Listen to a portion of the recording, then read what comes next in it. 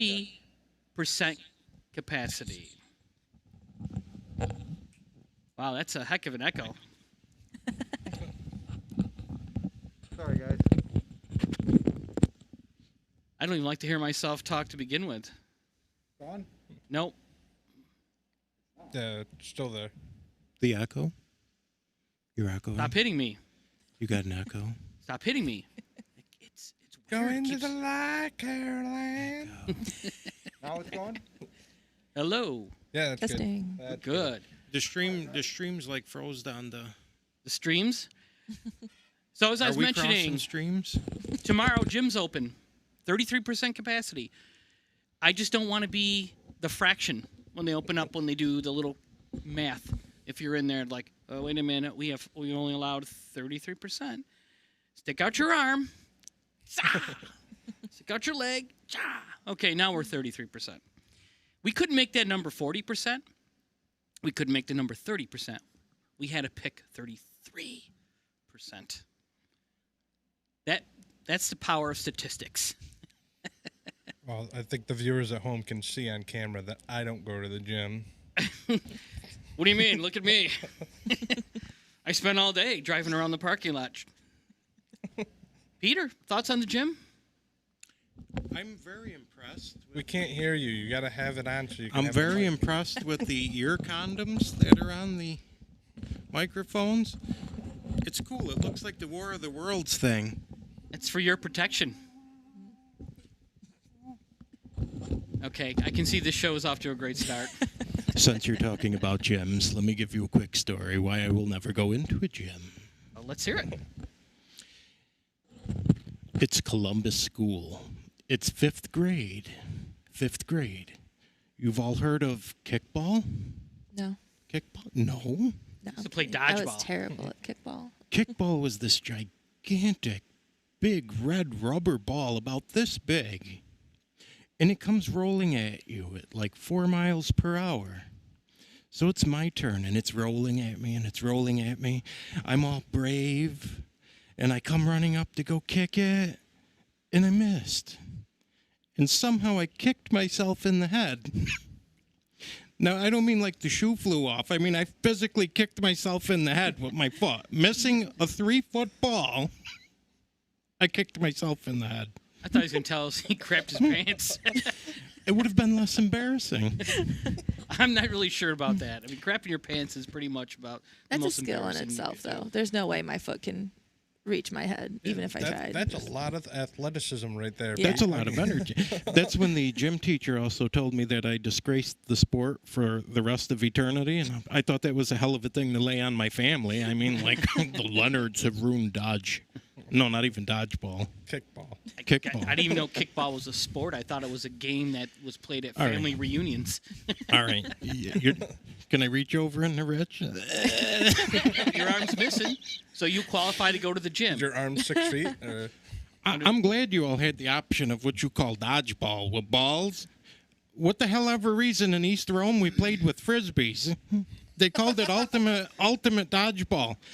You know, being the smallest one in the gym class, it was like a friggin' firing squad. The minute they blew the whistle, I had like 15 of them hit me all at once. The head, the teeth, the face. I'm trying to walk away. And You should have did that your Chuck Norris move with the leg up in the air and kicked them all out of their, you know. And that's why I will never go in a gym. I'm not going to show off this big muscular physique. I mean, I know all women love this. It is, but... Well, I would love to walk into Planet Fitness behind you and just see if a frisbee comes out of nowhere.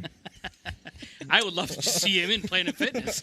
I don't think I'm allowed in Planet Fitness because when Candy and I had a membership, I fell off that Elliptical? elliptical thing. Like I'm not coordinated enough to. Elliptical. You want to go later? You got a membership? I'll show you how to do it. No, we can't. It until hurts. tomorrow. I heard you weren't allowed, though. Do you have to bring food in there? No, you have to wear a mask. Social distance. I'll stay home and eat a peanut butter sandwich. All right, so we're here to talk about the paranormal, right? Yeah, let's talk This about is a ghosts show or about the something. paranormal, right? Pete's good for warming up the crowd. He used to open up for popular comedians such as Pauly There you go. Shore, Pauly Shore, Milton Berle, and of course Mel Brooks, Rodney Dangerfield. I keep getting caught over here. And the chords are kind of long. So Weird Al Crankovich, what's his name? Yankovic. Yankovic. Living in an Amish paradise. I used to blow that going up and down the streets here back in the day. Okay. Living in an Amish. No. Okay, so it's really hard, by the way, to focus. I haven't been Pete's in the around studio. I haven't been around real people. I'm sorry. I know. That's I know. a good point. Neither have I. Yeah, I don't know what's To going be fair, I don't think we all qualify as real people here. Well, I'm pretty much just a blow-up doll. I can touch you, right? Out of all the things Brain. you could have compared yourself to. I'm a blow-up doll with a brain. I mean, for me, it's not a big deal. The gyms can only open 30%, capacity. 'Cause 33. My brain only works on 30% capacity. Okay. So. 33. Let's get the numbers right. Statistics, folks. Statistics. So I just did something. I don't know what I did. I'm not a fun ghoul. he does that to me every time I get a train of thought. I'm right. So all of a sudden, I can't order pizza this way. Something's not working. So, when we lecture together and travel around, Pete is truly his entertainment. I'll start that path of like serious paranormal stuff. This is stuff that could save your life. And then Pete tells a story about swallowing the bat. And then everyone loses it. And then I'm just kind of like just the act that has to now follow. And it's tough to do. It really is. I'm sorry. I know I make you cringe sometimes. Kids will ask a question, but I'll show you stuff that'll turn your green. He did say that once. I'm like, are we allowed to say that? This is a Catholic Jesuit institution. Well, I guess so. I'm sure the kids are saying worse than what we are. Truth. But again, the kids weren't giving us the check. I'm gonna miss The administration was giving us the check. So we want to make sure that they're happy. So remember that moving forward. However, I don't know what's going on in the virtual world. However, let's talk about something real quick that I started to notice on Facebook. There's so much stuff going on in the paranormal prior to the COVID that so much stuff went on hiatus. It's like, shut it down for a while. You know what I mean? Because obviously you can't go around town investigating places with large crowds, and people don't want you in their properties, and whatever state it's in, pretty much it's the same premise. Let's basically work together to get rid of the COVID, and let's avoid each other. So film crews and everything are probably on hiatus or back trying to figure out what to do. So paranormal investigators have been moving forward in doing virtual events. I don't know, have you guys heard this now? Mm-hmm. They're doing Just virtual briefly, events. yeah. So let's say you're going to go to Eastern State Penitentiary. You take a crew, as long as it's under a certain number, and you charge people basically a price, and then you stream the investigation. And I'm sure they can interact through a chat mechanism or something and do it for you. And these things are, I'm sure they're 40, 50, 60 bucks, whatever. But that's the new way to investigate. I prefer to be like in the investigation versus watching it online, quite honestly. But kudos for them to trying to do things creative and keep the paranormal thing going, because it's like anything. If you stop for a period of time, then you go back and it's like you look at your gear and I'm like, I'm not even sure I remember how to operate that Ovilus. What are batteries? I mean, you do. You walk away from it for a while and you kind of just lose a little bit of that edge. So kudos to them that are out there trying to do what they need to do by doing the streaming thing. So that's something that we could actually think about doing, like, doing something for an organization that wants to raise money. Because obviously when we do our live events, the donations from the money we raise goes to that association or to that property to help pay for renovation. So that's a great thing to be able to do that, to write out a check to these groups and say, here, thank you for letting us, use your property. And in turn, here's money that could basically heat the property for the winter or put in some new windows or whatever. I mean, one time we did an event years ago, I think we raised over $3,500 for that. And that was for the Rucker Mansion. That was really nice. That was probably one of the biggest fundraisers they've ever done inside of their mansion to this day. And they've had some really good ones. So Yeah, there's a lot of groups out there that, they investigate the paranormal, but they don't really do as much as like what our group does. right. I'm really happy for our group. Our group is very active in our community, and that's what I like about it. It's, yes, we get to go on these great investigations. We get to help people. You know, just like our group is always the, you know, if you have a home that is possibly haunted, you give us a call or anything. We're there for you. There's no charge whatsoever. There are some groups out there that charge. We don't believe in that. I mean, this is not an exact science, so we can't really say, hey, you know, your house is haunted. $2,000, please. But on the other flip side of that is we can use what we know on not only the paranormal aspect, but also historical aspect to really push that for different areas, different places, and do charity functions. And you know, to be part of that is just an amazing feeling, just being part of this group. And I'm damn proud of this group. Community. It's really, for us as a group, it's about the community. This is community that we live in. This is where we grew up, you know, and we like to give back, you know. So Kevin touched on a couple interesting points, which I'm going to elaborate on a little bit on, and I'm hoping that Pete and Stephanie can. Oh, by the way, let's before we do that, let's introduce Stephanie to our viewers. Stephanie's new to our group, so let's ask Stephanie some questions. Why not? Great. Right? Because we really, you know, we only met her on, you know, virtually through a Zoom call. I know, it's the first time in person, but I guess that's the world we live in now. Do you believe in ghosts, spirits, demons, the Loch Ness Monster, Bigfoot, and the theory of Atlantis? All of it. Yep. Well, then you're going to fit right in. Maybe not fairies, though. I don't know how I feel about fairies. I don't know. We got to rethink this whole thing. You don't believe in fairies? I was thinking about that today. I was watching a show, and it was someone caught fairies on their cell phone. I think it was doctored. It looked a little too much like a fairy, but I was thinking about it. I was like, I don't think I believe in fairies. So all you fairies out there, please don't come after me if you are real. But yeah, Peter Pan always said every time you say you don't believe in fairies, a fairy somewhere drops down dead. Oh my God, great that's job. true. I'm killing you just the killed a fairy. Yeah, you're murdering fairies everywhere. It's a What great is first wrong start with to you? this episode. Meanwhile, Pete's, I think he's ordering pizza or something. Probably. But what is the airspeed velocity of an unladen swallow? Oh, look at me. It's an We were initiation supposed to be question. asking you questions, so that was Pete's question. Oh, God. I plead the fifth. Oh no, Monty Python and the Holy Grail? 20 knots. I looked it up. It's a real thing, and it doesn't matter if it's African or European. 20 knots. However, there is a code word that you have to take with you. So that if something were to happen to you, God forbid, that we as paranormal investigators, our team, will try to contact you and just to make sure you're okay and that you've crossed over. So the word is pineapple. Why pineapple? I don't know. Pete picked it. That makes sense. He was. I think he was thinking about a. What are you doing? I've seen how far I had to reach. But He was probably ordering a pineapple bacon pizza from Little Caesars or someplace, and pineapple came. So I wish. So pineapple. Remember that, because someday if something happens to you, and we try to reach out to you, we're going to ask you, what is the secret That's word? epic. I'm probably going to forget. If you say pineapple, we know it's you. Okay. Okay? So to put that into a real-world context, we were doing an investigation in Auburn where they had that human skin doll thing from Africa there, and we were running a spirit box session. And we're like, does anyone want to talk to us? And it said pineapple. And we're like, okay. Do you know who it was? It's your code word.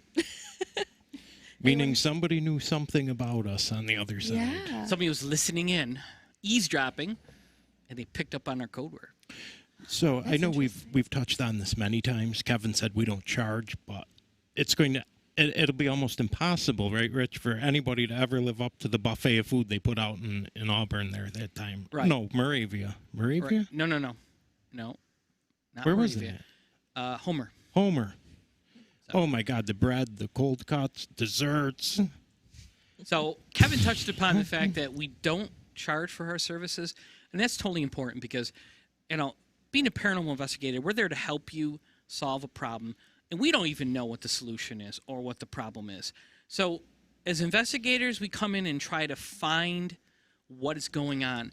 Try to rule out environmental things that are common, such as high EMF. Everything, drug abuse, mental illness. However, though we are not mental illness consultants or therapists or anything, We don't look through your underwear drawer either.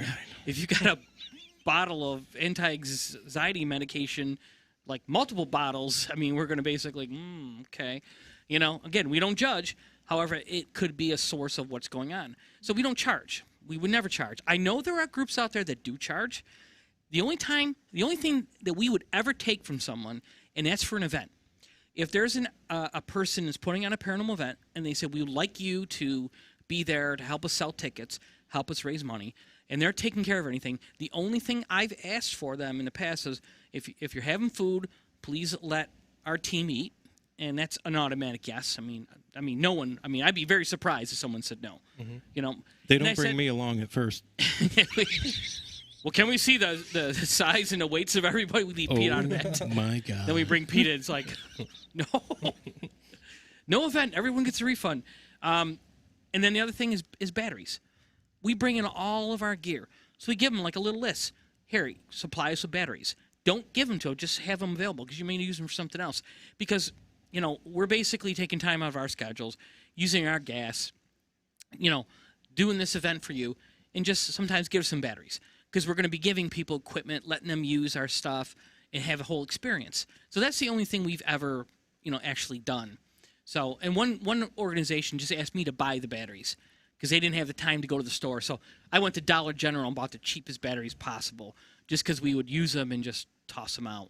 And we'd let our equipment out to everybody. Other than that, that's for an event. But for private investigations, if you want to put food out and stuff like that, we're not going to say no.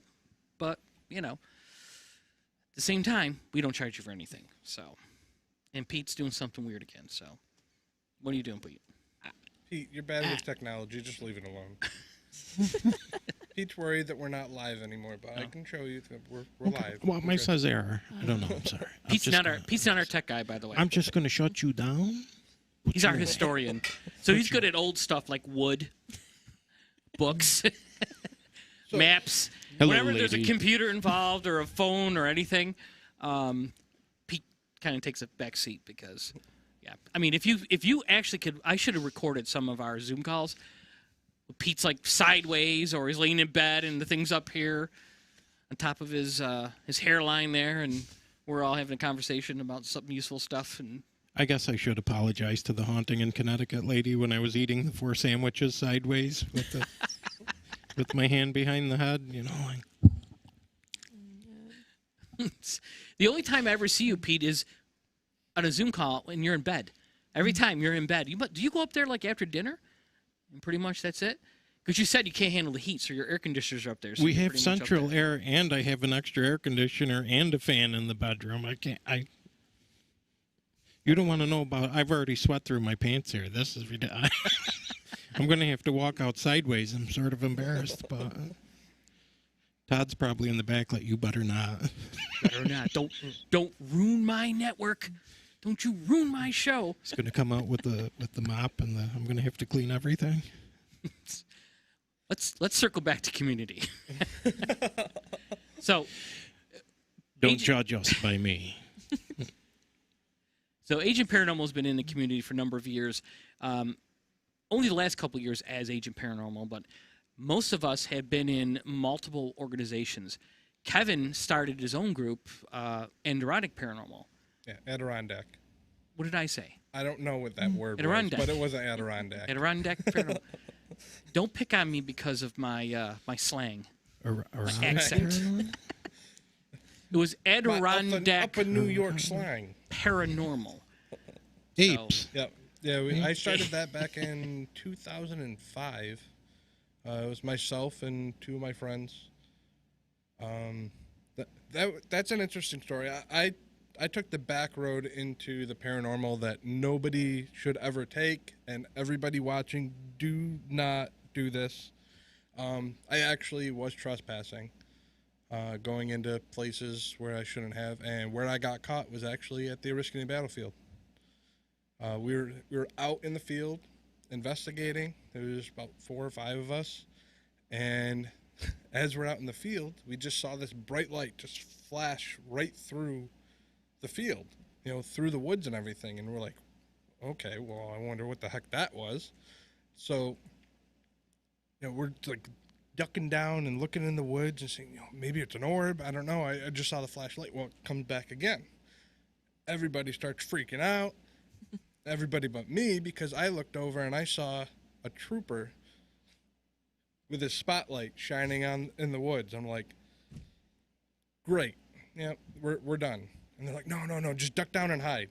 There's no ducking down and hide, because my truck was parked on the side of the road because I drove everybody there.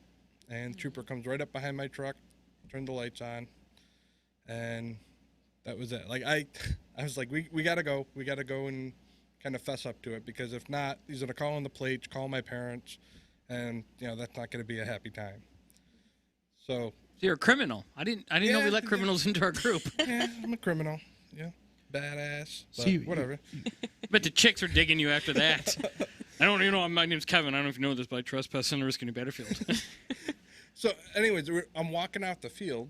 The trooper's out of his car already, looking in the back seat of my truck. Got his flashlight out, and I just yell out, "Excuse me!" And he just kind of looks like this and turns back and looks at me. And I mean, he must have shit his pants, because he backed up against my truck to see a figure just walking out of the middle of the haunted battlefield in the middle of the night. And he was just really stunned. And then I had 4 friends walking out behind me slowly. And then he just, okay. So he lined us all up behind the truck, took all of our licenses, all that stuff. And he was real nice about it. He only gave me the ticket for trespassing on government property and said, everybody else can help you pay for it. Okay, well, I hope that works out. And what ended up happening was I wrote a letter to the judge stating that I had actually spent about 15 to 20 minutes talking to that trooper. And in talking to him, I got all the information I needed of actually getting a permit to go to the Oriskany battlefield and actually investigate legally. He gave me all that information. He handed me the information, he handed me the ticket, and we were on our way. So I sent a letter to the judge telling him that, I plead guilty to everything that had happened. And as of November 13th, it was about 2 weeks after that had happened, this is actually when we decided to found Adirondack Paranormal Society, actually become an organization. And about a week after that, and just before I actually sent out the letter, I had already gotten permission and a permit to actually go and investigate at the battlefield. And I actually wrote in the permit the permit application that I had just gotten a ticket for trespassing there. But they were happy for it. And the reason they were happy for it is because the battlefield used to use, the rangers would come there, they'd volunteer their time, you could only be there for a couple hours, they didn't want to be past midnight. And they don't do this anymore. But they used to actually take paranormal evidence and try and correlate it on where it was found, to try and correlate where action might have actually happened, because they don't really know where the path is. And actually, I think Pete was saying that the battle actually took place farther in the woods, so they're still trying to use that evidence to find out where about it actually is. Huh. So, yeah, that was my backstory, and it's not a great one, but... You're a badass. I mean, I think it's pretty good. That's awesome. Almost got arrested. Arrested, cars exploding, shots fired. Yeah. Well, that's the story I'm going to tell. Right. Pretty much that was it. Pew. So then Kevin joined Rome Investigators of the Paranormal, and that's where we met him. And then we left, all of us, and formed Agent Paranormal. Agent Paranormal was kind of in the works before then, kind of more as just like an idea to explore the metaphysical side of things, because Rome Investigators Paranormal was very centered on the scientific way, and we wanted to expand a little bit more and go more into the metaphysical end of things. We wanted to keep the science in it, but we wanted to introduce metaphysical as well, because if you can get those things to line up, that's all you need.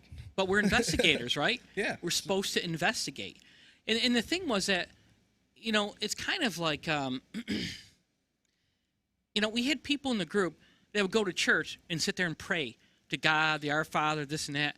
But when it came to the paranormal, they're like, oh, we have no scientific proof it exists. You're in church praying to a deity and all this other stuff, and then you basically don't believe in anything in the metaphysical, but you believe there's a gentleman who's got giant hands that is going to let you into the pearly gates of heaven. But when we present evidence, well, that's not proof. Well, what proof do you have of God or the Holy Spirit? I mean, I'm Catholic, so I'm not judging that part. I mean, but the thing is, like, you can't have that mindset. You have to basically be open to understand that there are levels that people have. I mean, there's no reason in the past to explore this kind of stuff. There really was no reason to. But now that they're making so many advances in science now, in like quantum physics and all this kind of stuff, and they're starting to get deeper into this whole like microverse or whatever you want to call it. That's comic book language for all you nerds out there like me. But they're starting to find things that they didn't even know existed, didn't even make sense then. So why can't the metaphysical kind of run along with that? It didn't make sense back then, but it does sort of. I mean, we've seen it. That's the thing. We've seen it, and we've had some great examples of how correlated. Then we've seen some really poor examples. I mean, with anything, it's like, you have to eliminate out the, the psychics that do the, what's the method they call it? The Cold reading. Cold readings, and, they have the magic elixirs. I mean, once you get past all that hokiness, there are really people that have some gifts. They're just more in tune, you know what I mean, to what's going on. So as investigators, we have to explore that. And if it isn't real, then we move on and we explore something else, Because when we go into a location, the first thing we look for is not paranormal. Kevin, when you go into investigations, the first thing is, got to find a ghost. No, you go and basically find out, okay, what could be here that's not paranormal that's going to cause all these problems before I even flip that paranormal card in the deck to see, okay, obviously, this isn't here, this isn't here, this isn't here. And then you still don't dismiss it if you can't find it. You still kind of, when you investigate with someone, you're in their house, you're investigating with them, and they're participating in that. You're still kind of watching them a little bit, seeing how they react to things, their body language. You're just trying to see, because there are times when people have sort of manifested a hoax, basically because they just thought, let's have some ghost hunting people come in the house. This would be kind of cool. And then there's some people that actually are manifesting things with their mind that's legit. It's happening to them. We're not witnessing it, but they swear up and down that it's happening to them. So there's so many different like tangents of how this goes. So being a community organization, when somebody reaches out, and I'm talking to you, the Utica Rome, Oneida County, Herkimer County community, if you have a paranormal problem, don't be embarrassed. Don't be ashamed. Don't think you're losing your mind. Reach out to us. We'll talk to you. We don't judge you. Let us help you understand. Sometimes I've watched some conversations that Kevin's had with some people on Facebook, and he's come up with some logical reasons to why certain things are going on. And they're, oh, thank you. I mean, I've heard from him again. Yep. So I'm kind of assuming they probably found a solution to what's going on. And then I've had cases where people reached out to us, like the wife, for instance, and basically, please help, please help. Then the husband, I don't want him in the house. This is going to happen, that's going to happen. And so it just gets diffused and doesn't go on, And it's typically that way. It typically isn't the husband saying, oh, my God, please come. Though we did one investigation, it was not even the area. We went outside of the area to this bar restaurant where the wife was cool with everything. She knew there's stuff going on. But the husband was freaking out. I'm not staying there anymore till they come in and tell me what the hell's going on. So, yeah. So sometimes it's the opposite. But typically it's the wife that wants us to come in, and the husband I'm the man of the house. I'll take care of that ghost. Okay. Those chicken wings were really good. Yeah, they were good chickens. Really good. Yeah, if you're wondering why we look the way we do, we get some good food. Well, then we should all be super skinny and buff because we haven't done a lot of investigations with the whole COVID thing going on. Or no, have we can all cook very good food, too. Okay, so we learned a few things along the way. Or have we? We have. So again, community, if you have a paranormal problem, reach out to us. Normally how we do things, and this is, again, for Stephanie's benefit, too, is people contact us. Many times it's through Facebook. That seems to be a great way for people to connect. Yep. And you can see about us, look about us. I mean, read about us, make sure we're legit. And then they usually send a message to us, and we kind of break the ice that way. So if it's something legit, we have a team mentality. So we don't say, like one team member said, okay, we're coming. Get the Scooby van warmed up. Here we come. The Batman theme plays, and we go zipping out. Gang. The Agent Paranormal cave, and we're there with all our bags of stuff. It doesn't work like that. So usually what happens is we basically ask questions, kind of get an idea, want to see some evidence. Do you have any pictures or audio, anything you can share with us? And we try to go through, make them relive the experience, try to get some more details. And then as a group, we make a determination if it's something that we want to explore. We have to have their safety concerns. We want to make sure that, our members are going to be safe, that there's nothing kind of weird or going on. And we want to make sure it's going to be legit because we're going to be taking time out of our lives, go spend, significant hours with this family or person to try to help them with a problem. So once we determine something good, then we have what we call our consult. And that's usually where we send a small team in. That can be 2 people, 3 people. It depends. If it's like a great, big, huge location, like a business, sometimes we'll have more. And the whole goal is just to go in and kind of figure out what's going on. Just read them, get a layout of the place, see if it's how we would do things, see if we capture any evidence with a couple little handheld devices, things of that nature. And then once we do that, based on that, and then on the merit of that, then we go and do an investigation. And that's usually when we kind of figure out logistically what size team we should have. We do like to have a team that has a mix of the male and female, because a lot of times if we're dealing with, say, a spirit of a child, sometimes a male authoritative figure asking questions might scare a spirit of that nature, where a female may find it more welcoming. And the best example of that I can figure out is the Holbert House. I mean, the little girl that was there, we've seen her, we've got EVPs of her, but normally when the guys ask questions, silence from this child, if you believe it is a child spirit. But there was we had an event there, and there's about 5 or 6 women up there, and they're all up in the 3rd floor doing a spirit box session with John Zaffis. And she was talking and singing and communicating with them, and they're praying and crying, trying to get this child spirit who identified herself as me to move on, which is called the deliverance, to the light. Because I walked into the room, and it screamed, and they all got real quiet, and John Zaffis turned and looked at me and goes, "Get out of the room, Richie." So I was like peeking around the door, looking in. I'm like, I got to see this, I don't know why they trusted him, not me. I mean, come on, look at this face. It was the sweater. I don't. The sweater. Could be. And by the way, I'm still mad at you guys for leaving me up there that one night. Holbert House, 3rd floor.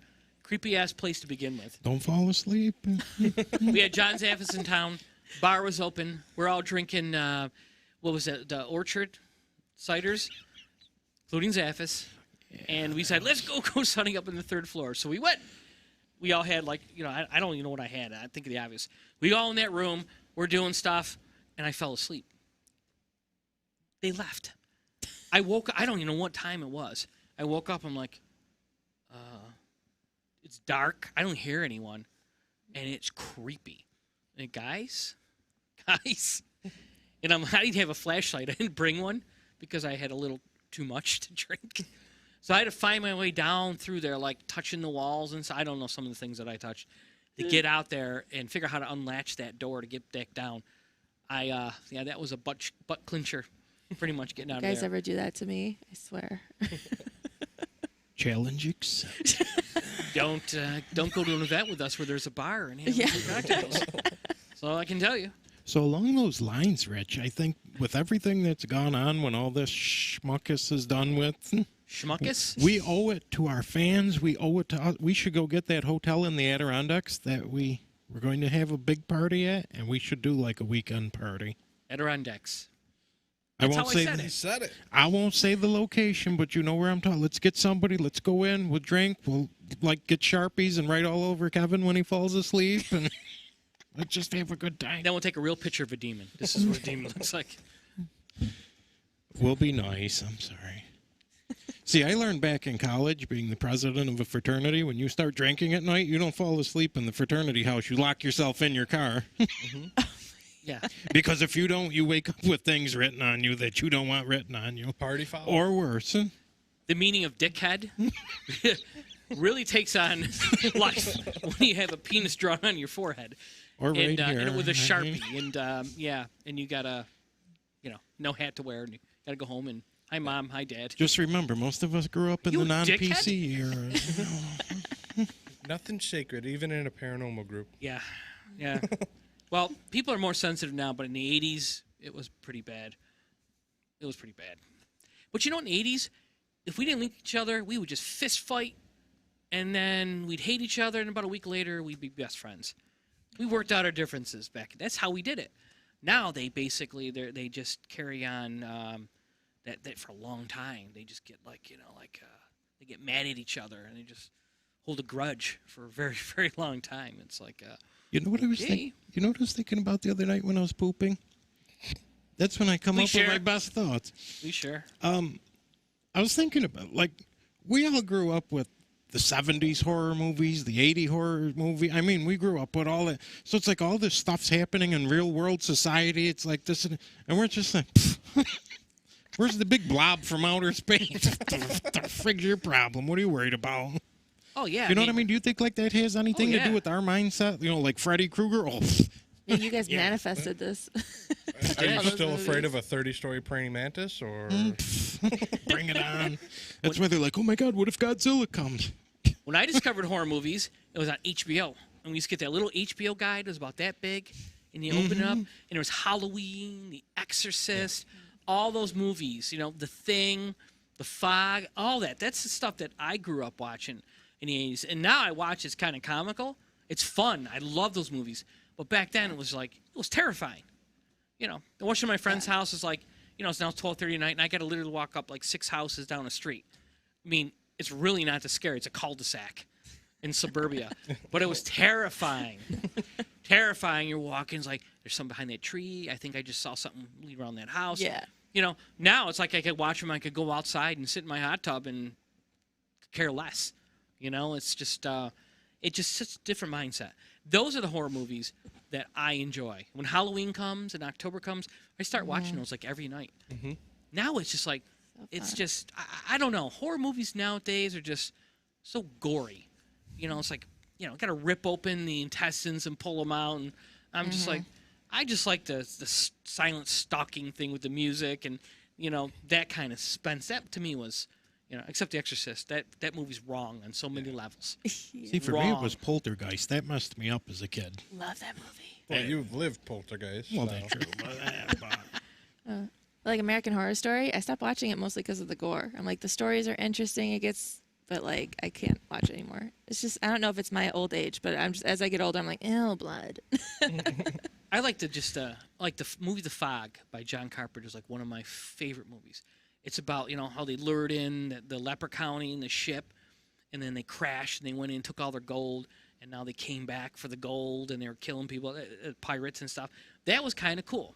I liked the story. The music, and it was good. It was a good story, Now you watch it's like kind of hokey because it was made in like, 1979 or something like that.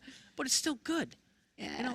It's still good. To me, I like the horror movies that are gory, only because I like the practical effects. I'm that type of person that always wanted to try and recreate that. And that's what I wanted to do as a career, is actually recreate practical effects of like those gory images. No kidding. And I've done a couple of like independent films where I did that kind of prop making and stuff. But like when Saw came out, that was not those kind of props, Pete. Not those kind of. Well, when I heard independent film, that's something different. He's a criminal and a serial killer. But yeah, that's what I wanted to do. Like when Saw came out, that was like top of the line for me. I mean, they did great. The anatomical like precision of all these things that they created. It was like it literally looked like they ripped a human body apart, and that was always a huge thing for me. Like. Yeah, I loved slasher films. I love when Jason picks up a sleeping bag and slams him against a tree a couple times. But it's awesome. But yeah, I was that 5-year-old that grew up watching slasher films. But yeah. Look, I mean, just alien crap. All this. You had Independence Day. You had what's his name? Will Smith punched the thing in the face. You had Signs with Mel Gibson. He punched the alien in the face. Now we just let them destroy the Earth. John Carpenter's Vampires. Best movie ever. Then you got The Lost Boys. And then now today we have Edward Cullen. No. A brooding vampire or True Blood. There is a good modern one. Have you guys ever seen What We Do in the Shadows? Yes. Amazing, right? Yeah. It's I still quote it. I love it. It's The Office with vampires, is basically. Basically. All right, do your homework. Watch that movie. Next show. 30 Days of Night. Did you see that? That was pretty. Yep. That was pretty cool. Yeah. That whole process. But again, we talked earlier about tangents, and we definitely get involved in tangents. So how about we go back to the first tangent we were supposed to be on, and let's ask Stephanie a couple of questions since we didn't actually ask her one. So. Okay. Adirondacks. That's just like a tongue exercise. Adirondacks. Exactly. Just watch Anchorman. What was the one he used in Anchorman? Oh, God. He used to do little exercises. Yeah. Oh, I don't know. Wilt Chamberlain. 80% of the time, it works 30% of the time. So, Stephanie. Yes. What are we talking about? Have you or anyone you've known ever been haunted? Yes. If you I don't can mind tell to say you so. like a paranormal experience I've had. All right. Sure. This one's interesting because it was my mom, dad, my sister, and then my cousins and my aunt, my uncle. And we were all visiting them in Florida. Did you live out anybody? I mean, like... No. Godparents and... So it was just, So it was Christmas. We went to Florida to visit them. And as you know, Florida is warm, and that's going to be important for later on in the story. So they do this cute little thing for Christmas where they make a birthday cake on Christmas Eve, and they sing Happy Birthday to Jesus. I mean, I'm not into it, but it was cute. We're sitting around the table, and the candles are lit, and they're like, all right, the kids are going to blow them out at the same time. As soon as we're done with the song, a mysterious ice-cold wind went through and blew out those candles. And it was pretty strong, too, and we all just... We never really talked about it again afterwards. It's like this experience we all had, and we were like, all right. Let's just leave that. Okay. Yeah. So Sure, it was an air conditioner.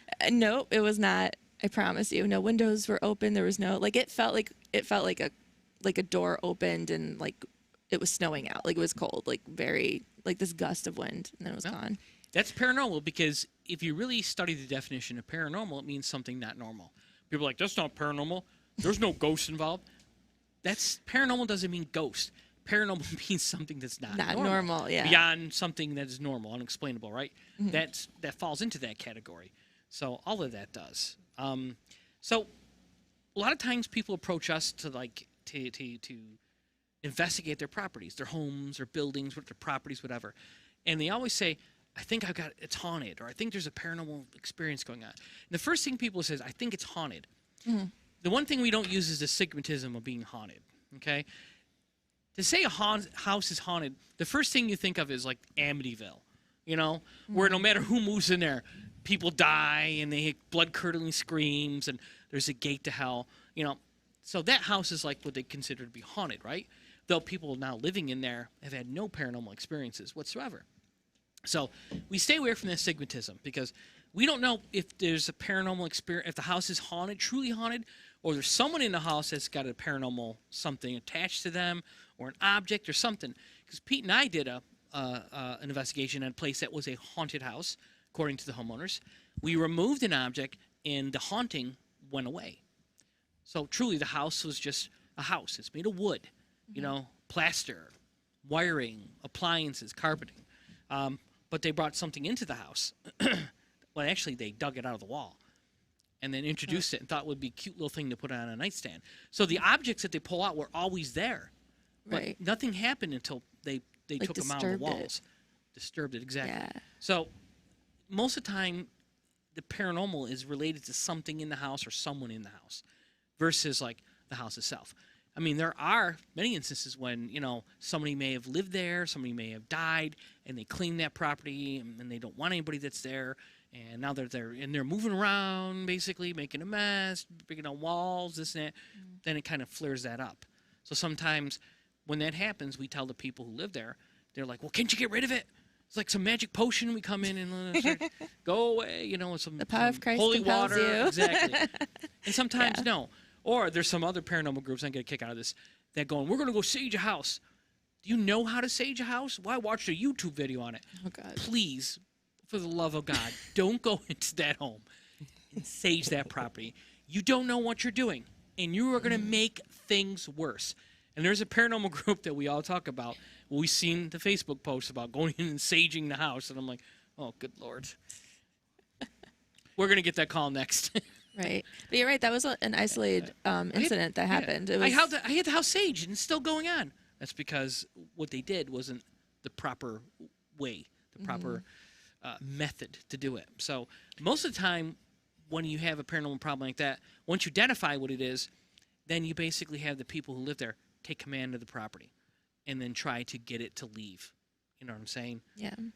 Basically can't control me anymore. You can't control this property anymore. You can stay here, but you must basically live with us in peace. I mean, things along that nature, really depending on what's going on. So, you know, again, how can you charge people money for doing this kind of thing? You know what I'm saying? You're just pushing them in the right direction. It's not like we're in there doing their taxes, you know? By the way, since we're here, you got QuickBooks on there? I think I can just print it out and I'll take it with me. I'll transfer my iPad. I'll get your taxes done for you. Do you need any legal work done? Because we also do that. So, yeah. So how can you charge people for that? Though we've been into places where people have actually paid to have shamans and like you know the case I'm talking about. Yeah. Multiple people were in there doing things, and they paid a lot of money out to have all this stuff That done. was a really difficult case actually for us and other groups that had been in there after us. But there was a group in there that did charge too. Yeah.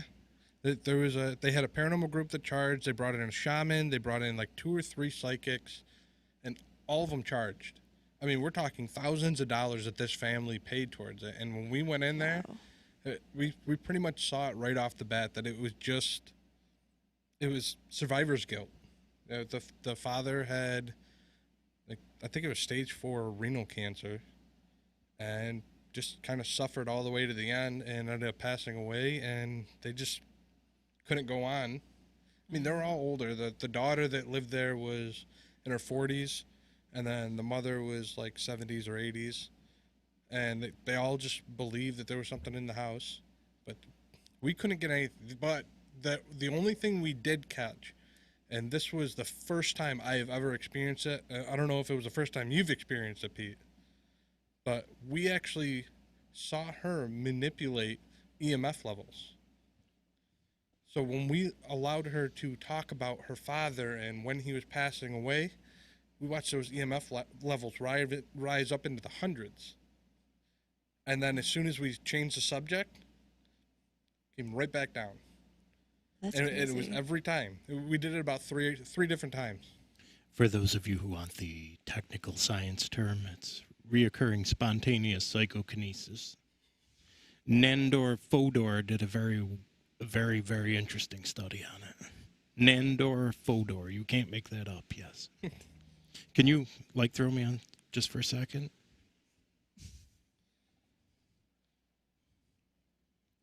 Look at the eye that's not lazy.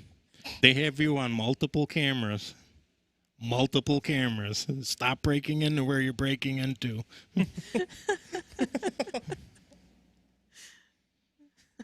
Very well. We may or may not have ID'd you for them. Anyway. You know, it's interesting. We talk about, the COVID and quarantine and the paranormal. There is an article that CBS Los Angeles had posted on there that reports of paranormal activity are on the rise during the coronavirus stay-at-home orders. People are home more, paying attention to what's going on more, and they're reporting more paranormal type activity. So that's interesting. I believe that. Actually, there around could my be- house, I feel like it is too. It could Like be my house resurgence. is, yeah. There could be multiple reasons for that. So let's try and talk about the regular logical reasons why. You're home more. You could have a lot more appliances on, especially during heat waves. You got more EMF in the house. You could actually have appliances running that could potentially create carbon monoxide. Carbon monoxide poisoning actually can create some kind of hallucinations. You're cooped up in a house and you want to get out, so you're imagining things. So, Well, and you could have squirrels. squirrels. That you never knew they were in there. And the other thing is, and this is not even joking, a lot of people are suffering from anxiety. Oh yeah. Stuff like that. So they're taking meds. And, there's no set way that a human being is going to respond to a certain medication. So that could also cause a lot of stress, and people start manifesting the paranormal stuff. So, but could it be paranormal? Very much so. I mean, there's a lot of places that have ghosts that just aren't so active that people really notice. They'll see things here and there, but it's nothing huge. So now they're in the house more. They're noticing a little bit more. So yeah, it could be. Yeah, I think I agree with that, because I think because we're not going as much as we're used to, work, and we're like forced to kind of sit and pay attention more. Mm-hmm. So maybe all this paranormal stuff has always been there, like the amount of it, but we're just finally like soaking it in. I would completely agree with that. I mean, it certainly is. You know what I mean? And so it's, and let's while we're talking about that, I want to retract back to an episode we did when we had Deanna Simpson did the show, but the Hanover haunting. Pete knows where I'm going with this. He's already blessing himself for protection. So this could be a good story to tell. We did have a question saying, does anyone have a paranormal story that truly scared them? So I think this is a good segue into that.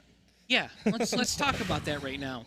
Let's share that. So I'm going to give you my quick story, and then Pete's going to tell his a little bit more terrifying. So anyways, we had Deanna Simpson on, and she is the victim of the Hanover haunting. There's a book on it. It's been on numerous TV shows and all that kind of stuff. She is, by far, the sweetest woman you could ever meet. And I'm telling you, the one thing I've noticed about her, and it's just weird maybe, is that every time I've looked at her over the years, I used to work with her. I represented her. She never looks like she ages. Ever. Every time I look at her, if you go on Facebook, she still looks the same. So, anyways, we had her on the show. It was a phenomenal episode. We interviewed. She told the whole story. It was terrifying, all the stuff they went through.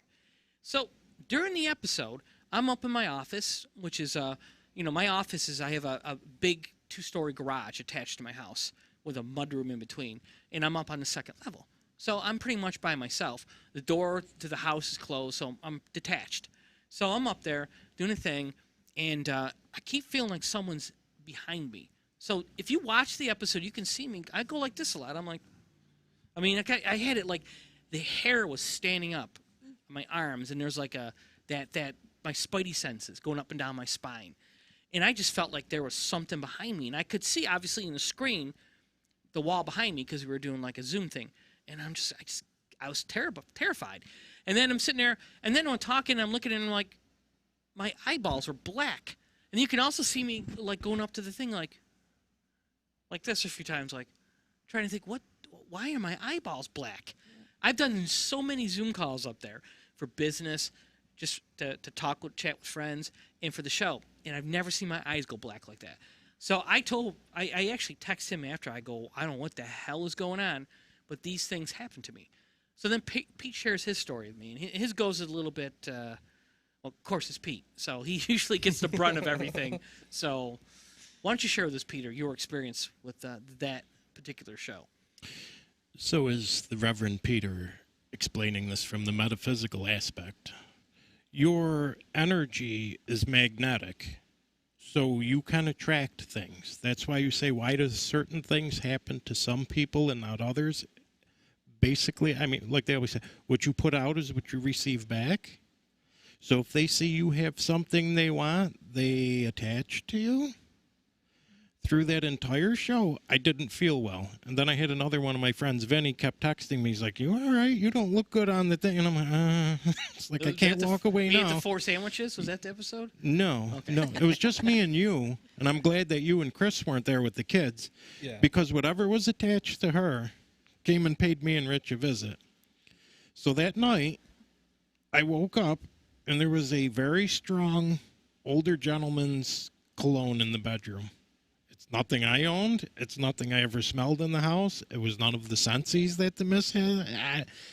And then I could see the little black figure, and I'm like, son of a biscuit.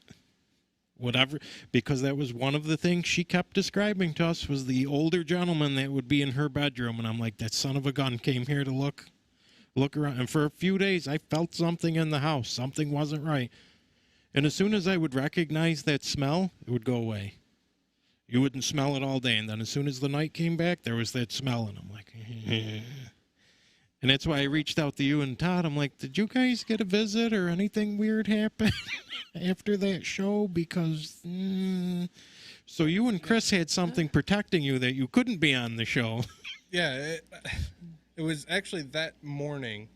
I hadn't been able to actually look into, her history, do a little bit of research before the show.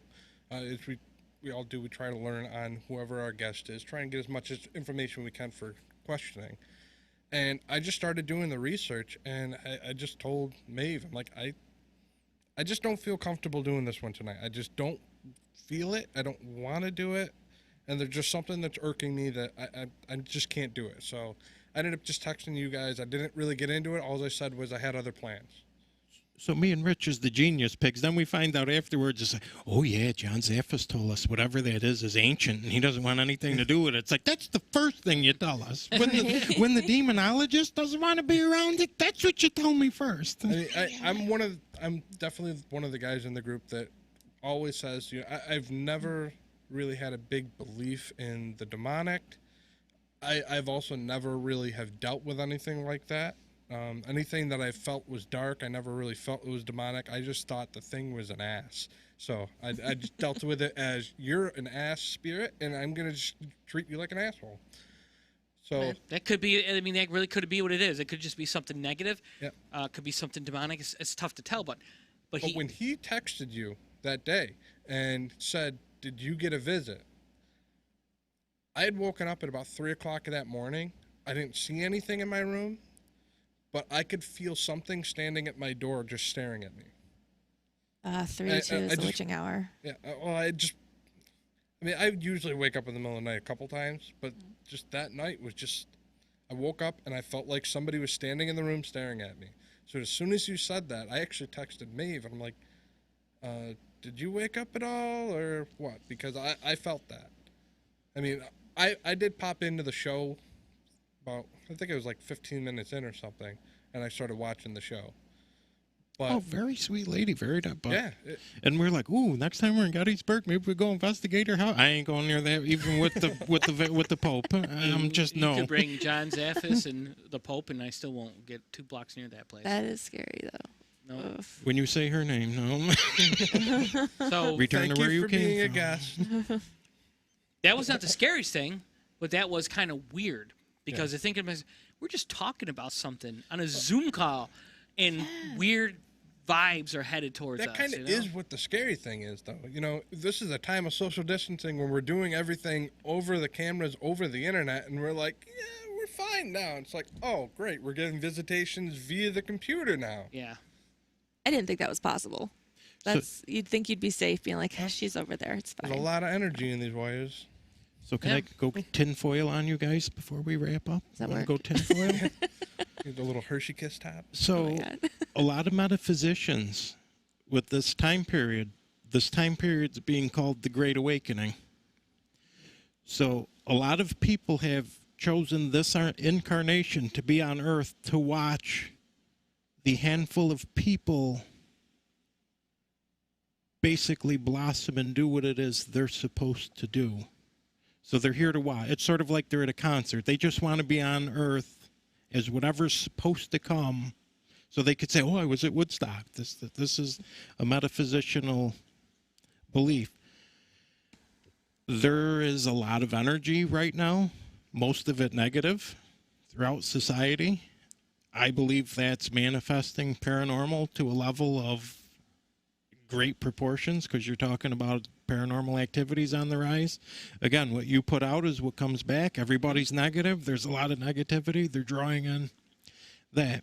So for your homework, you want to look into something called the Book of Urantia. We might also be approaching the time of Nasara and Gasara. This is the alien blossoming of Earth, where they're going to come down and bring the peaceful package, basically. And as far-fetched as this stuff is, you start reading what it is they're supposed to be doing. Every day, every week that goes by, things are getting checked off these lists. And what, to me, which makes it even scarier, the CIA declassified all the UFO stuff. The Army pretty much said, oh, we have alien vehicles. We've been using their technology for... There's a lot of disclosure. Was the pandemic to hide the start of Nasara and Gasara? The alien awakening of... And you know, when we worked with Dr. Kaku in and we got to see his lecture during Project Fibonacci, that was his big push in the future. Does the Earth, a zero-class planet, make it to the first class, where other alien species start coming back and say, okay, we're going to help you to the next level, and then 2 and 3, or are we just going to crap out and never even make it to 1? I see a lot of the, I mean, like I say, I'll give it to you as the tinfoil conspiracy stuff, but I've been watching a lot of things in the news, and it's just like everybody's focused here with negativity, but these little things are happening, lining up. And there has, and one thing that I really learned from the paranormal is the theory of energy. That energy pretty much is an emotion. Everyone has energy. That's how we function. The soul is like an energy source, a sun, if you will, a small sun. And then essentially that emotions, negative and positive, create energy. And you talk about how to track things. Like, people talk about religion, like, for instance, like take a look at people who go down the demonic path that want to, worship the devil and do all that kind of stuff. It's so intensely negative.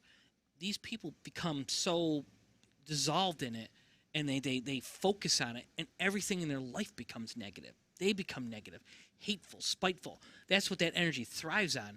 Then you come across people who are just like very, very, into religion, and they're so positive, and their energy is so, you can feel it when they're with you, They're talking, they're smiling, and things just sort of happen for them.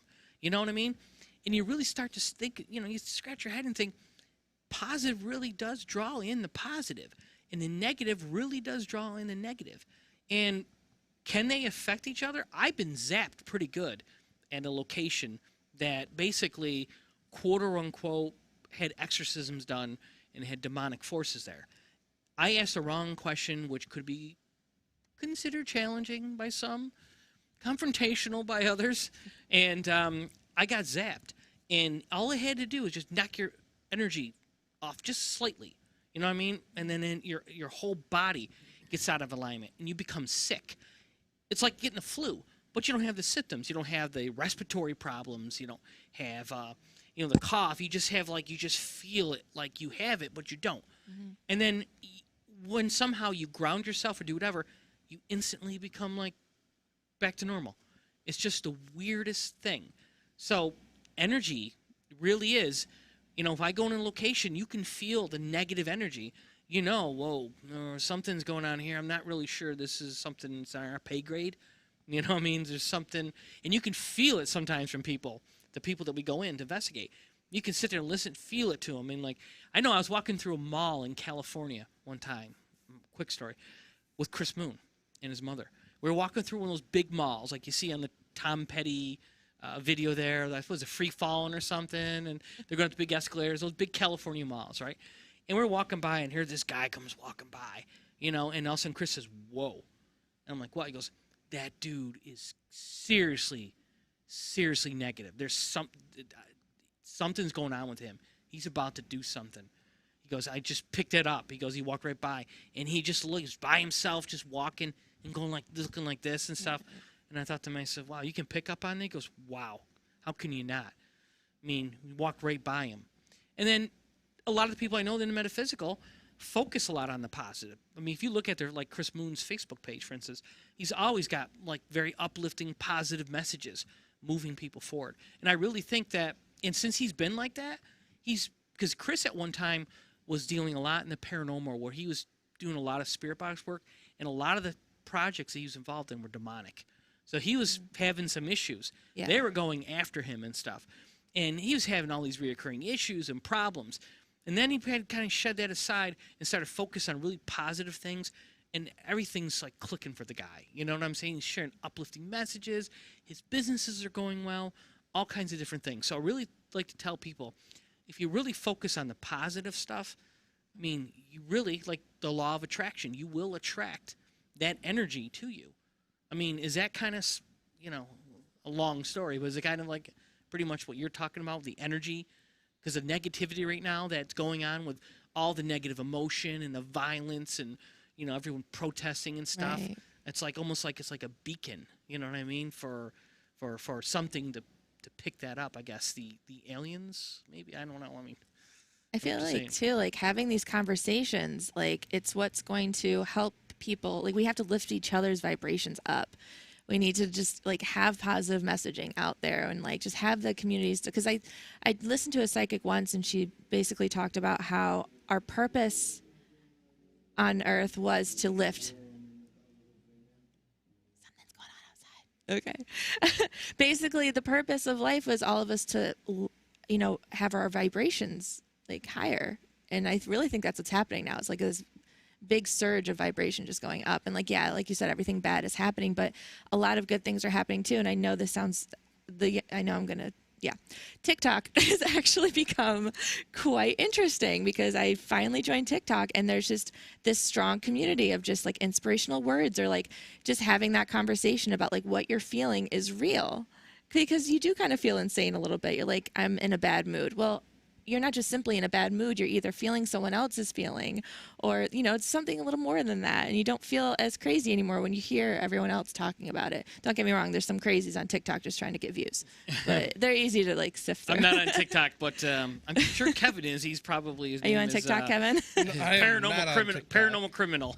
I mean, whatever that outlet is, I think it's important that we have these conversations like what we're doing here, having these conversations about vibrations, and just because I feel like a lot of, I mean, tell me if I'm wrong, but like paranormal investigations, it is about your intuition, isn't it? Mm-hmm.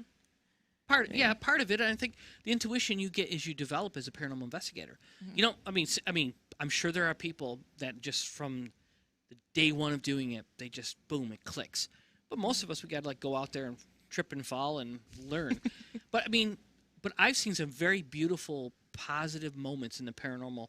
I did an investigation at the shops, the Finish Line, where there was a brother and sister. They were older, and the brother lost his wife, I think, like the year before or something. They got into paranormal. They were interested in it. But I think really he was looking to find answers. You know, he lost his wife. He's probably kind of spinning a little bit, wanted to know, you know, where is she? You know, I loved her. I've been with her. You know, and we had a spirit box session in the basement, and a voice came through, and he said, "That's my wife." Really? I just got And I chills. said, we asked, "What is your name?" She told us her first name.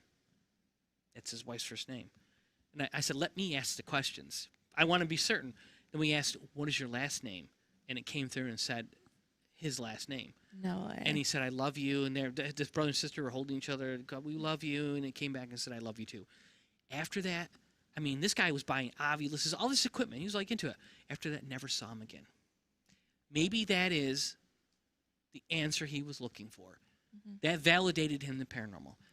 And then I've done some investigations, we all have in this room, where people are just very negative. And it's just, you can feel it. You can feel it. We can know that when we go into a house. You know, you can't hide much from us. We walk in, we're like kind of, that glass shouldn't be there. I mean, we really look around through our environment, you know, and yeah, we can tell. And sometimes it doesn't make sense. Like the case that Kevin went into detail about, the woman that was projecting a lot of this energy. She was just so angry and so mad and was so negative. She was making negative things happen. And she was like, and the family was disrupted. And all this was going on. That was probably one of the most powerful negative things I think I've seen. She was so angry because she lost, you know, her father. And that takes a toll on us too. I don't think I took a personal case for home residence investigations for 2 years after that, because that affected me that much. That, you know, because I was the one that went in and told them, we've got nothing, and basically the only thing that we can say is, I think you need to talk to somebody, and they just didn't like that. Wow. So, yeah, after that one, I basically shut down for personal investigations. I focus mainly on our charitable stuff. Yeah, the personal ones are very taxing for some people. Being taxing for me many times, and I've thought to myself, I don't want to do this again. But I knew people needed help. I mean, Pete, my God, he's been doing it longer than pretty much all of us. Well, I did carry the Ark of the Covenant, so I mean, I'm special. I learned that after $110 past life regression. Past life regression. I love I that. guess I don't regret it. I carried the Ark. Look at me on Peter. He puts it on his shoulders. And Autographs there's are available monkeys in in the there gift and shop. lions and everything. So yeah, it can be very taxing. And sometimes when we, you know, they get mad at us. People do get mad at us. We don't give them the answers that they want. You know, sometimes we have to go back multiple times to try to find one thing. It's like, before we show up, everything's levitating. Satan's sitting there with a deck of cards. Let's play Cards Against Humanity. And we walk in and like there's birds singing and everything's fine. Tablecloths are perfectly folded. Everything. Yeah. So that's not uncommon for us. But if we really think something's going on, we'll go back multiple times to try to find a solution. Like if you took the Carmen Reed case we talked. She was one of our guests. The Warrens investigated her thing along with John Zaffis. They were there like numerous times, back and forth, like months. They were staying the night there and stuff. Could you imagine that? Like, I could imagine just calling my wife. Yeah, I'm gonna stay the night here and in Homer. Some stuff going on. I'm not really sure she would like that, take kindly to that. So, and that's the dedication that those people had, you know. But then again, you're talking about a case that's, I mean, it's unsurpassed. I mean, demonic forces. But I guess if we saw that happening, we would stay. I mean, I wouldn't go home if something profound like that's happening. I'd be like, I want to see this one out just for the hell of He it. would have the popcorn. Sorry, Candy, He's but... sitting there, aren't you going to do something? Hold on a second. I want to see what he does. Hold on, I got to go pee. I'll be right back. Where's that sub? Wait. 6-foot sub. Keep levitating or just wait a minute. Well, one thing that we've learned from investigating is that when you show up to a place and they put out a spread of food and there's cheese involved on the subs, make sure you eat those first. Because if you investigate for 4 hours later and that cheese has been sitting out there room temperature, there's like a weird, like wet stuff on it. It's dry and other spots, and you don't want to eat that because we want in some of the yummiest food, but we're like, we're on a mission here. Yeah. Let's get this done. Then we're like, oh, I'm kind of hungry now. And we go out there, it's like, oh, is that turkey supposed to be that color? I mean, yeah. They could have put it in a refrigerator and held it for us or something, but yeah, so. I mean, true story. So can I use you guys for a 5-minute guinea pig thing? Are you up to the challenge for a metaphysical little Do you have a experimentation? wheel we can run in? Or? Yeah. Do you guys want to do this? Sure. You want to try like, it? Like Wanna a try Big it? Bang Theory, asks question, throws treats. I figure we'll just make it weird out there for everyone. I don't have Todd yelling at me yet. So Okay. end it. So I'll keep it quick. I just looked at your cornhole. Ayo. All right. So can you describe to me what life is? What do you consider life?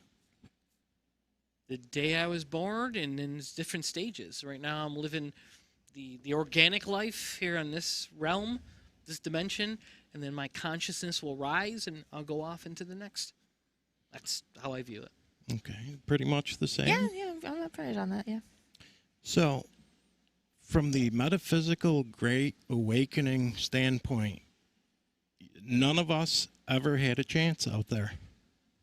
Do you understand that? You never had a chance. No, I feel that. Because that's what you were taught when you were born. You're born, you go to school, maybe you go to a little more school, you get a job, you get married, you have kids, you retire, you die. That's what your parents put into you. That's what their parents put into them. That's the cycle that's been going on for hundreds, thousands of years.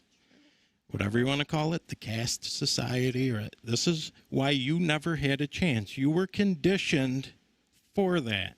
Yeah. This is why we're in the Great Awakening. When you were born, before you were born, a few things happened. You chose your parents because you chose a mission. As soon as you were born, a veil of forgetfulness, what they call, was placed over your energy. You don't know what you've learned. I'll guarantee you've all incarnated, including myself, many times on Earth. Earth is considered like the Harvard University of incarnations. It's the hardest problems that continue to change and morph, and that's why you keep coming back. That's why when I mentioned earlier, yes, Kevin? I'm going to start telling people that I went to Harvard. Yes. That's why when you look at that, it's like, so why are people awakening? They're starting to realize, yeah, maybe I'm not supposed to be this. Maybe I'm not supposed to do that. I don't want to work here. How many people do you know? They don't like their job. They don't like their life. So it just took a small trigger event, keeping you incarcerated in your home for months, for a lot of people to start thinking, because all you've had now is time, like, I don't like what I'm doing. I don't like what's going on. I don't like this or that. People are starting to think. So you're going to see a massive shift over the next few years of people changing their vibration. One of the things that they talk about, if you don't like something, change it. You may not know what your mission is, but if you feel there's like a little voice talking to you, now let me backtrack on this. When I say a little voice talking to you, if it's telling you to hurt you or someone else, don't listen to that voice. Call somebody else. That's not the voice you listen to. Killer! But Did Jeffrey Dahmer subscribe to this? Because he picked his parents and pretty much, you have to wonder it's why. crazy, but yeah, I believe that too. He picked his dinner. Oh my god. It was finger licking good. No. So that voice is telling you, hey, maybe you should start a business.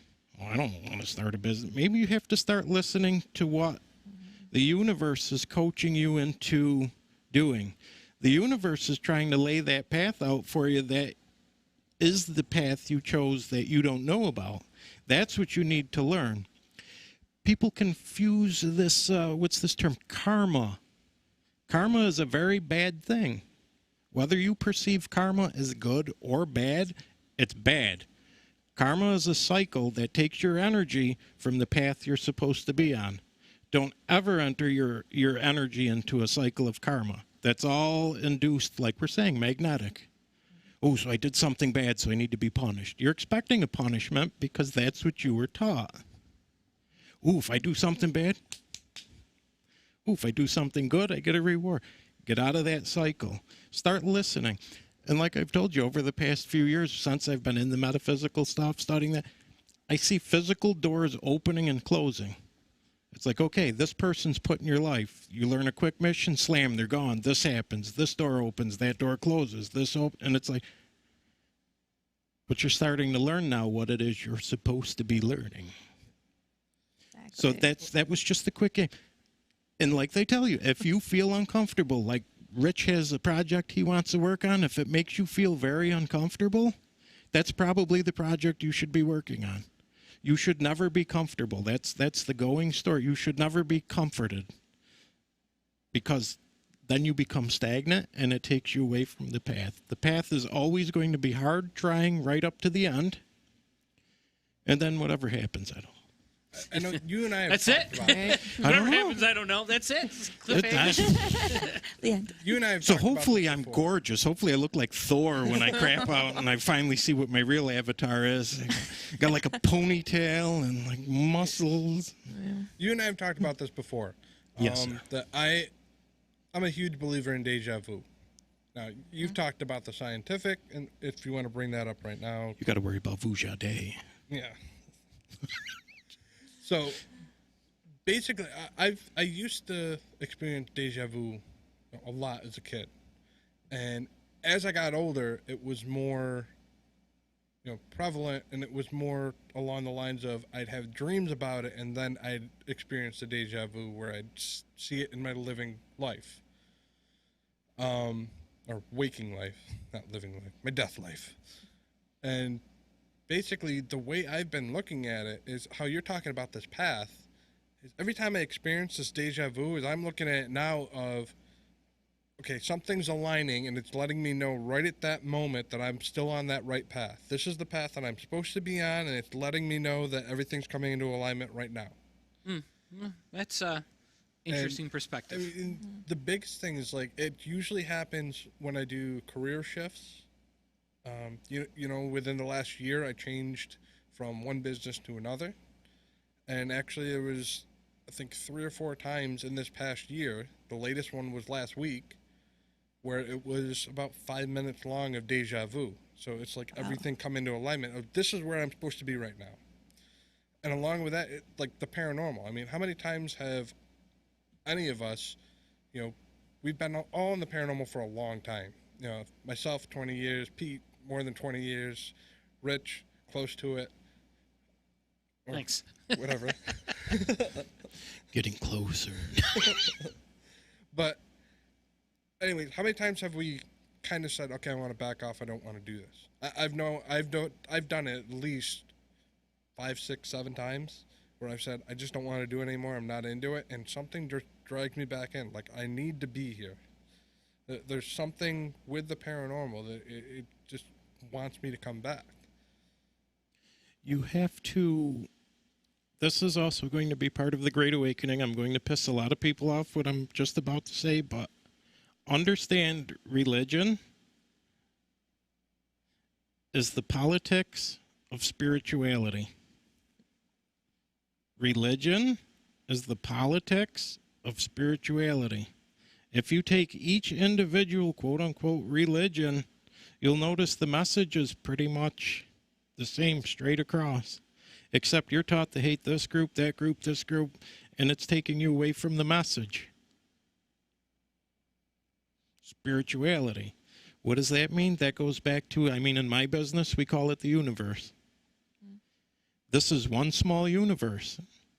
And if you read the book of Urantia, Jesus and God are the God of this universe. They're basically the mafia fathers. The next universe over has a different God, and so on. Different administration throughout all known and unknown universe. But at the core of that, going back to your science, there is something that has to sit above all of that. Everything is operating in a closed circuit. Not one thing can be out of place, because if it does, none of it works. It makes a lot of if sense. that makes sense. Yeah. That's what your true God is. I mean, being Catholic, all that, it's taken me a long time to get away from the old guy with the beard and the white cloud car driving around in Cloud City. Like, that's heaven. Yeah. You have to start looking, and there's something a lot broader.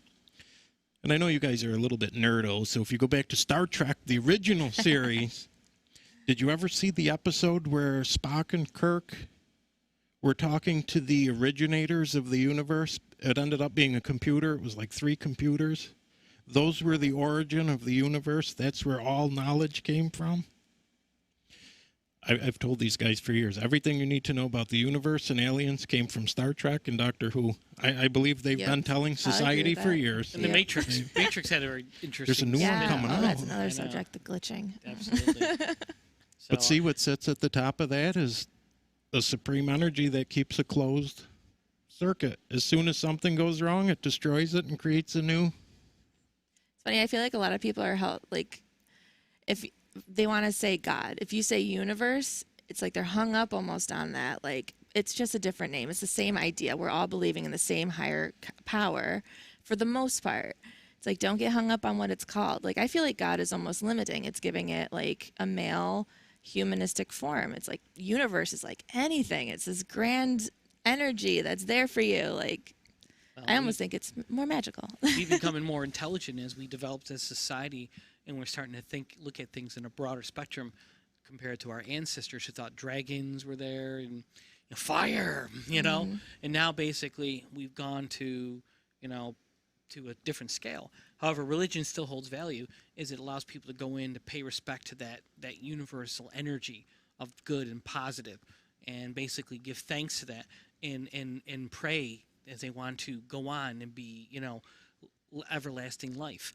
And the problem when we see in the paranormal is that, a lot of times people remained here in this realm, because they face that they'll be judged. If they move on or try to move on, someone is going to judge them, and then maybe they'll go to hell, or, so they remain here in this realm and like a ghost, a haunting, or spirit. Usually ghosts are usually what we call things that they kind of happen in time. It's like, oh, I saw a ghost. Like you see the soldiers march down a battlefield. No intelligence to it. It's a ghost, right? It's a ghostly image that just walks. It's residual is another term for it.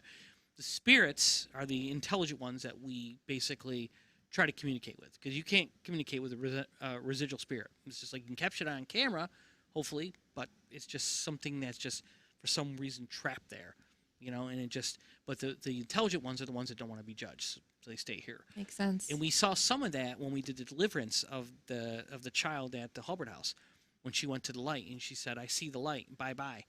And we've been back there numerous times and we have not been able to make contact with that girl. Almost a sense of peace there now. Yeah. You go in, it used to be like, oh, you feel that energy? You could feel it all over the place. It's like she's kind of following you around whenever. Then we've been back there, and Kevin said, I thought this place was supposed to be haunted. The only thing it was just like so peaceful. A door slamming. Yeah, well, that was crazy. I think the coolest residual I had was with you. Did you get out of the car in Gettysburg? In the downpouring rain? With me when we were trying to... Oh, yeah, the music. We just kept it, and the closer you would get to it, and this was on the battlefield in an absolute torrential downpour. They're like, why is Pete walking in the middle of a field? And I'm like, I hear people talking 3 feet away from me. This is like a part of the battlefield that people forgot about. It's like outside of the main part of town. You got to try and follow the highway around. And the closest thing to you is there's like a farmhouse that's maybe a quarter to a half mile away. So we hear this. We're chasing the music down to the tree line. It's pouring, absolutely pouring. We're drenched. We get back in the car. We zoom around the corner, fly down the road to get down to the farm. We stop, get out of the car at the farm. Dead quiet.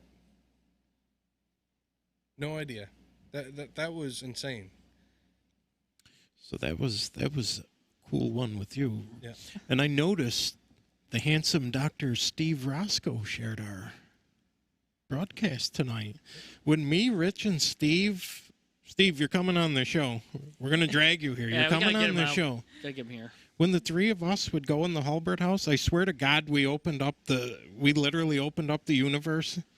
Like Rich would start, he'd be like, oh my God, look, I got the bumps going on, and I'm over here. I'm like, I feel something coming up my spine. Steve's like, oh yeah, it's the little girl standing next to you. It's like, speaking of the Halbert house, that was another deja vu moment for me. That night that we went there, and that one was a real freaky one for me because I'd actually had a dream a few months prior to that, and the dream was I was in this basement. I went down this rickety staircase, turned around, went through a doorway, and then just inside the door on the right-hand side, there was like a hole in the wall. And it was a long kind of basement corridor. And at that point in time, I heard, like, it was, I know I said I didn't believe in demonic, but, I mean, this was a demonic-type voice that was inside my head talking to me. And it creeped me out for a long time. Yeah. We went to the Hulbert house. We were investigating upstairs, and I'm like, let's go down in the basement underneath where the portal is. Okay. So we open the basement door, and I look, and it's this rickety staircase from my dream. I'm like, that's crazy. So deja vu starts. Yeah. Starts walking down the stairs. We turn around, go through the door. Right on the right-hand side, there's a hole in the wall.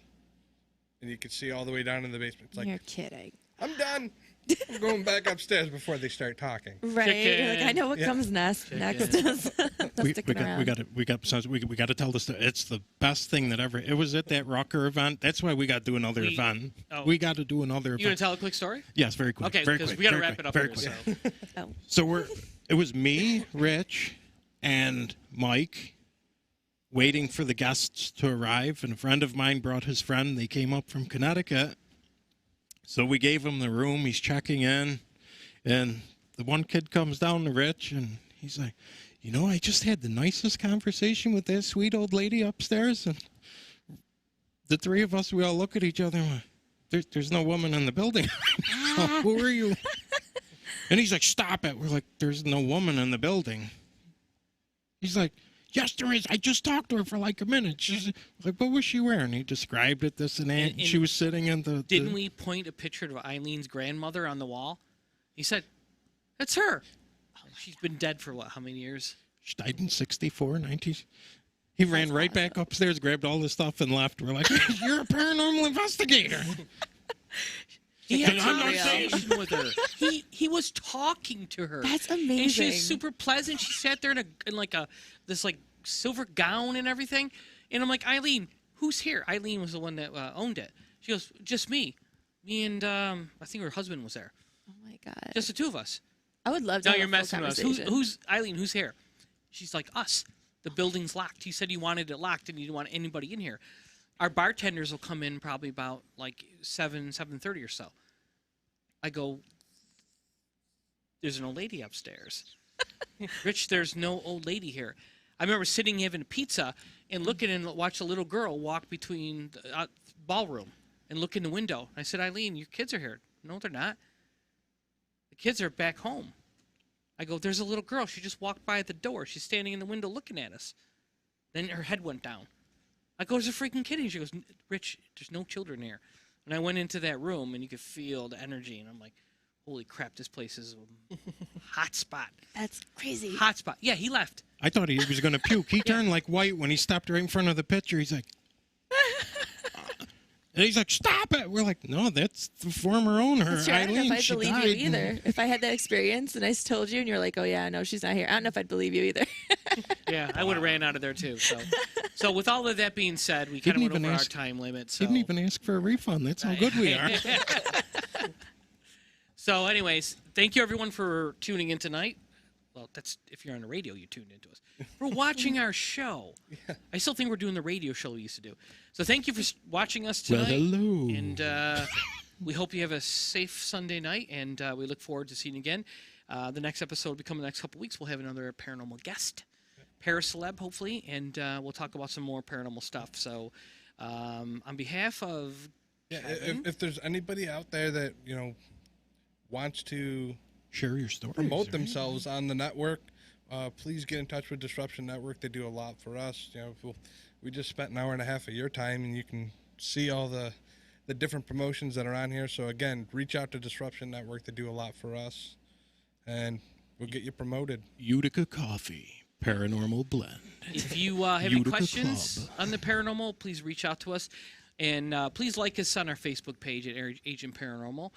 Reach out to us. We'd love to hear from you about your paranormal experiences and possibly get you as a guest on the show.